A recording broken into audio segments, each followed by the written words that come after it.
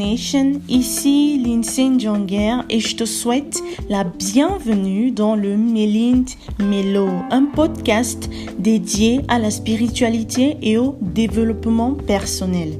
Si tu es nouveau sur cette chaîne, je t'invite à t'abonner et surtout à partager. Le 4e homme le plus riche du monde, Warren Buffett, dit: le meilleur investissement que vous puissiez faire, c'est celui qu'on ne pourra pas vous enlever et qui ne sera pas victime de l'inflation.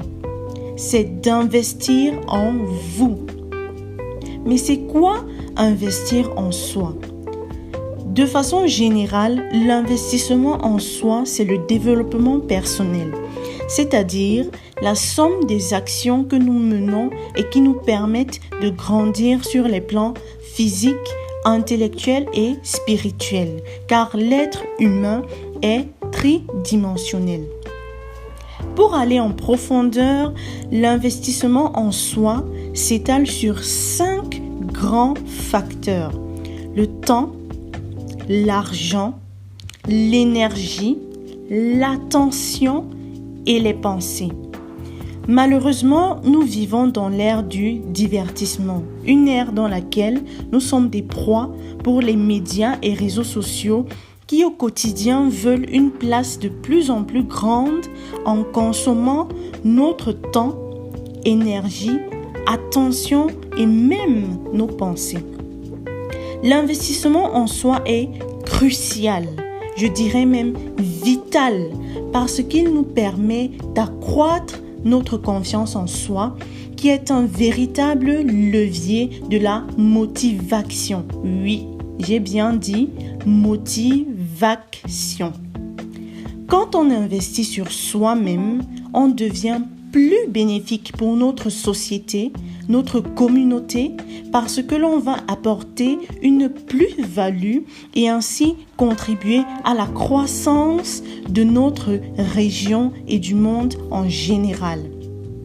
Imagine un seul instant comment nous pourrions construire dans les années à venir une nation forte, puissante, grâce à l'héritage que nous laisserons à nos enfants.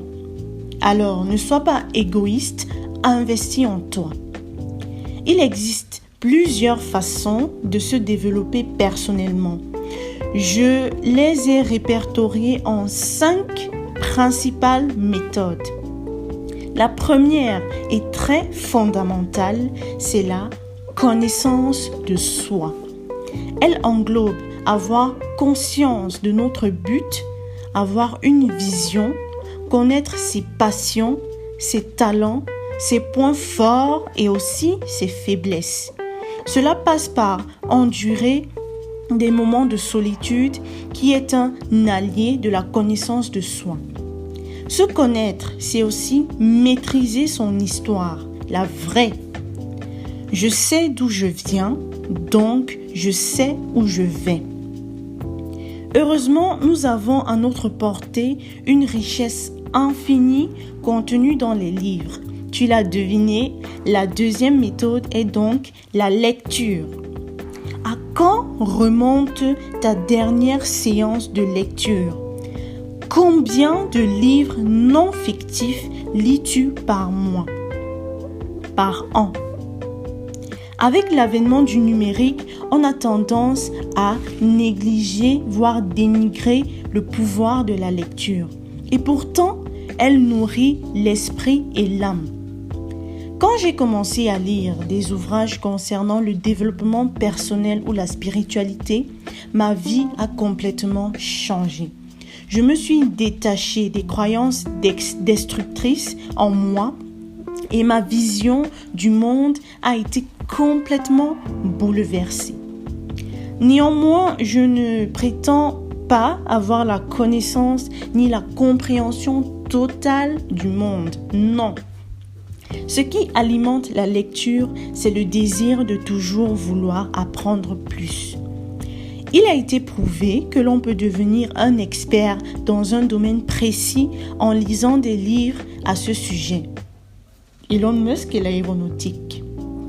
Lorsque tu lis minimum 3 livres concernant une thématique, tu te démarques de la foule car tu en sais un peu plus.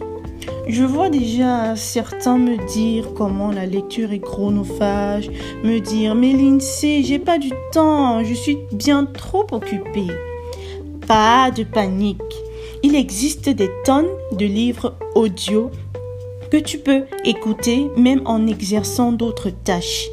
C'est aussi le but des podcasts. C'est pas génial ça? Si après tout ceci, tu penses toujours manquer de temps, eh bien, ce n'est pas du temps qu'il te faut, mais de la volonté. Car aucun sacrifice, aucun effort ne se fait sans amour. Il faut y mettre du cœur. C'est le moteur de la persévérance et de l'innovation. La troisième façon d'investir en soi réside dans les formations.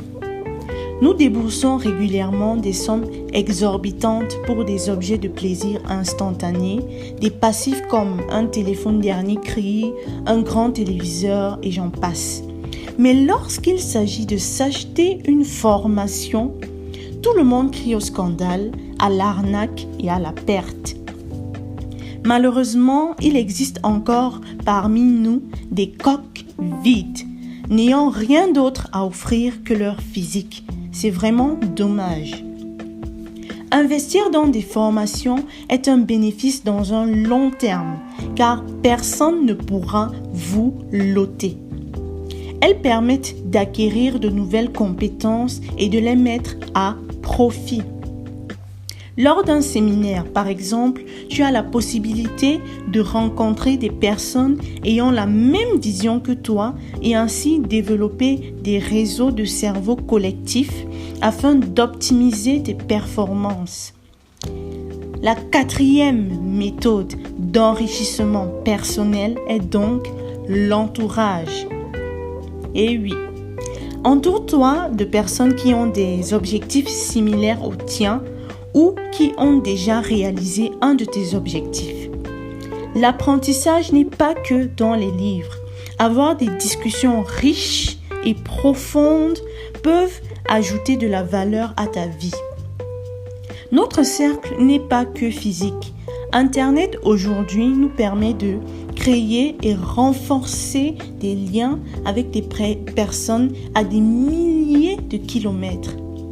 Nous pouvons utiliser cet avantage afin de créer de vastes réseaux d'apprentissage et d'échange pour grandir. D'ailleurs, c'est le but de cette chaîne. Donc, quelles sont les principales conversations que tu tiens dans ta messagerie? Est-ce uniquement divertissant? Est-ce lucratif? Ce sont ces petits détails qui impactent notre vie. Au début, j'ai mentionné que nous sommes des êtres tridimensionnels, l'âme, l'esprit et le corps.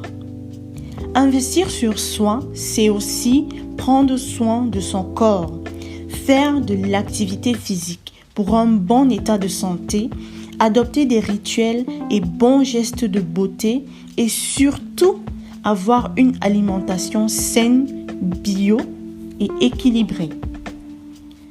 En résumé, investir sur soi, c'est mettre à profit notre temps, notre argent, notre énergie, notre attention et nos pensées.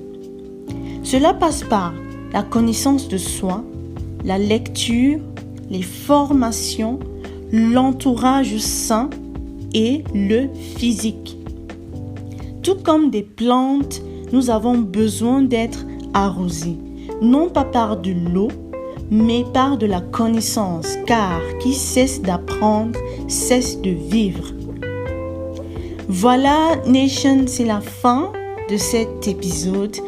N'hésite pas à partager, à liker et surtout à t'abonner. Sur ce, je te fais plein de bisous, plein de câlins et à la semaine prochaine.